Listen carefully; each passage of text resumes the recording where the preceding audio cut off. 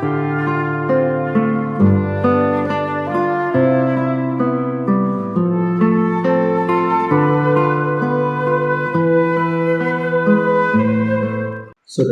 yang dikasihi oleh Tuhan Yesus Kristus, pada saat ini kita akan mendengar renungan harian GKI Sangkrah.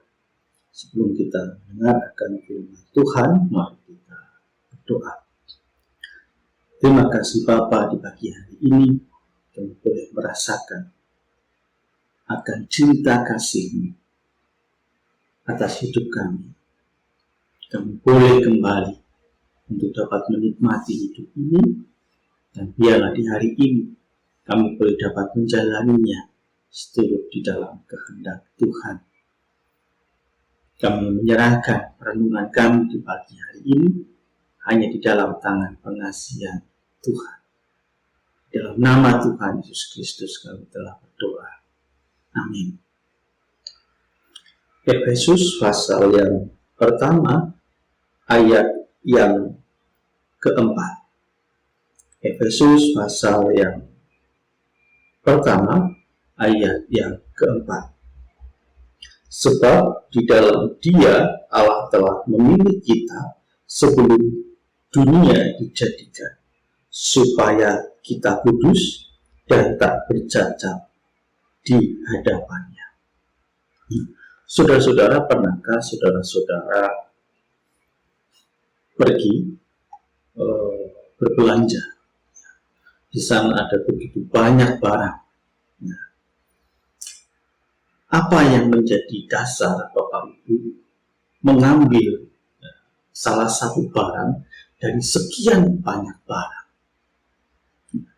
Kenapa yang dipilih itu kok A, bukan C, bukan D? Tentu ada banyak pertimbangan.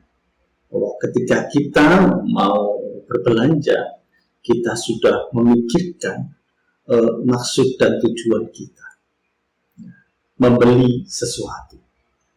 Ada banyak pertimbangan-pertimbangan. Bisa karena memang tujuannya adalah, misalnya kalau saya mau memasak sup misalnya, tentu yang saya beli, yang saya pilih pasti sayur-sayuran yang memang cocok untuk saya gunakan sebagai sup.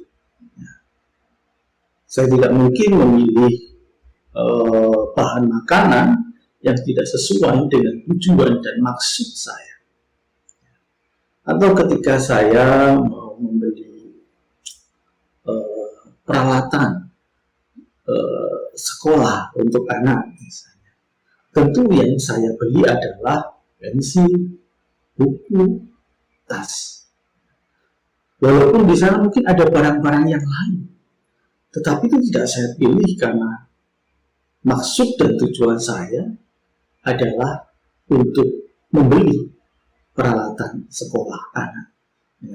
Dan barang-barang yang lain tidak termasuk di dalam peralatan sekolah anak. Sehingga barang-barang yang di luar maksud dan tujuan saya tentu tidak saya pilih. Nah, di ayat yang kita baca bersama pada saat ini, bahwa Rasul Paulus mengatakan di dalam Dia Allah telah memilih kita sebelum dunia dijadikan. Pertanyaannya adalah, apa tuh maksud dan tujuan Allah memilih kita? Ini menjadi hal yang penting, bahwa dari sekian banyak pertimbangan, kita yang dipilih Allah. Bapak, Ibu, dan saudara-saudara sekalian, bahwa ketika kita membeli sesuatu, kita percaya bahwa barang itu memiliki fungsi, memiliki daya guna yang sesuai dengan apa yang kita harapkan. Begitu juga ketika Allah memilih kita. Tentu Allah percaya bahwa kita bisa menjalani fungsi kita sebagai umat, ya, sesuai dengan apa yang Allah inginkan. Sehingga ketika Allah memilih kita, kita bisa melakukan sesuatu sesuai dengan apa yang Allah harapkan. Di sana dilanjutkan bahwa supaya kita kudus, tak bercacat di hadapannya. Sehingga ketika Allah memilih kita, Allah ingin kita ada di dalam kekudusan dan tak bercacat di hadapannya. Oleh karena itu, Allah untuk menjadikan kita kudus, Allah mengampuni kita.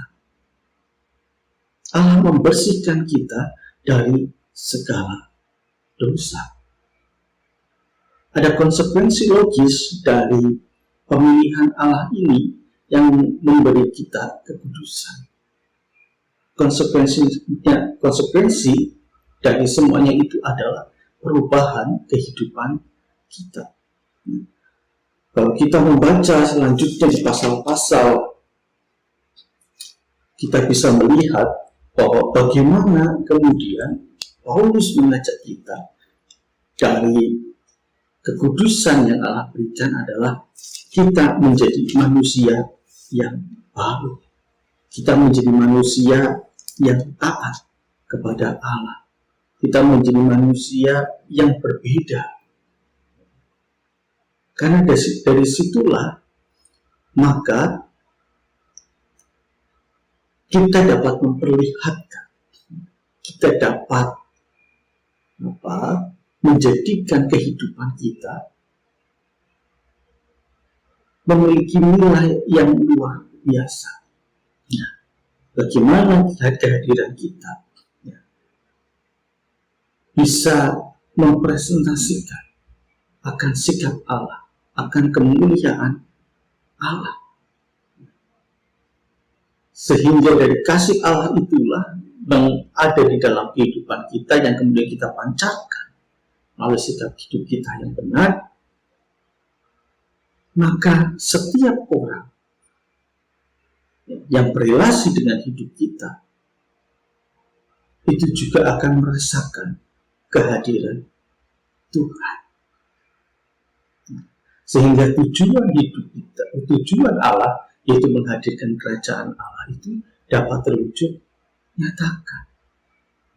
Oleh karena itu, saudara-saudara, itulah maksud Allah menguduskan kita.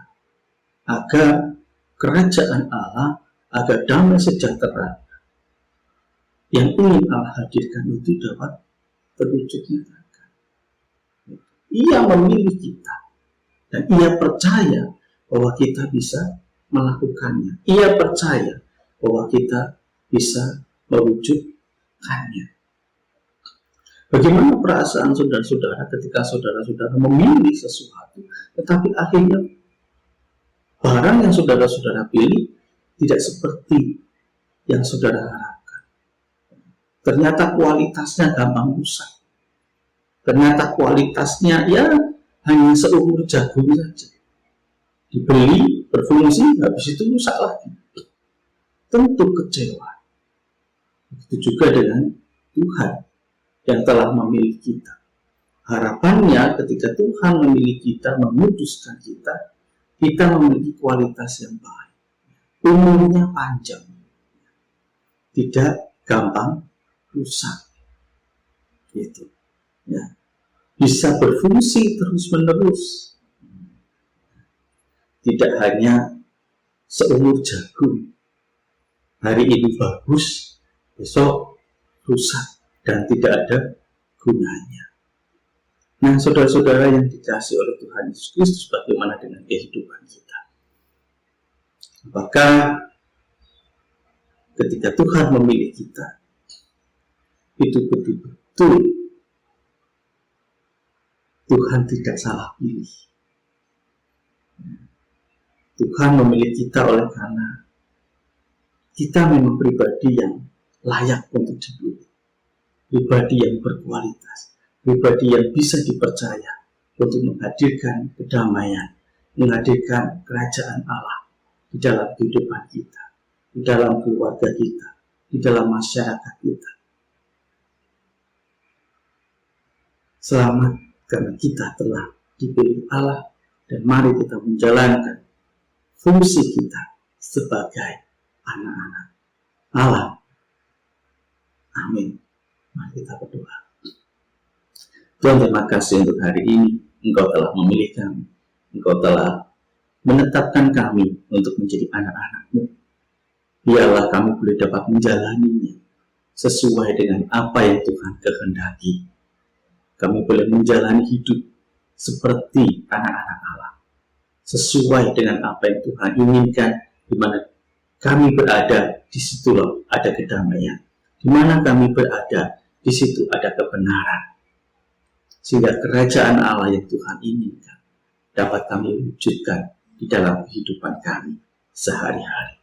Terima kasih ya Tuhan, kami akan menjalani kehidupan ini. Tuhan berkati kami. Amin.